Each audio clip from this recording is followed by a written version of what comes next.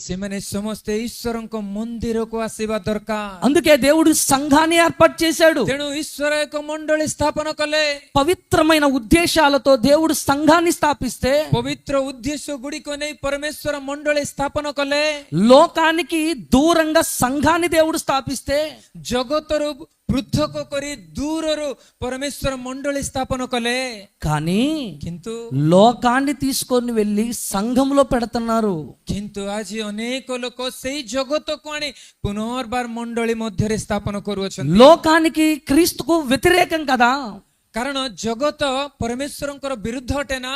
లోకాన్ని స్నేహిస్తే దేవునికి శత్రువులం అవుతామట. ଯେତେବେଳେ ଆମେ ଜଗତକୁ ପ୍ରେମ କରିବା ଆମେ ଈଶ୍ୱରଙ୍କ ଦୃଷ୍ଟିରେ ଶତ୍ରୁ ଭଳି ଦେଖାଯିବା। లోకం నుండి వేరుపరిచాడు. ଆଉ ସେ ଜଗତରୁ ପୃଥକ କଲେ ଆମମାନଙ୍କୁ। లోకం నుండి మనను దూరం చేసిన తరువాత ଜଗତରୁ ଯେତେବେଳେ ସେ ଆମମାନଙ୍କୁ ଅଲଗା କଲେ, మరలా లోకంలో ఉన్న ఇష్టాలను, ପୁନର୍ବାର ଜଗତରେ ଥିବା ଇଚ୍ଛା ଗୁଡ଼ିକୁ, లోకములో ఉన్నటువంటి ఆ పద్ధతులను ଜଗତରେ ଥିବା ସେଇ ପଦ୍ଧତି ଗୁଡ଼ିକୁ మరలా దేవుని సంఘంలో చేర్చటం పాపం.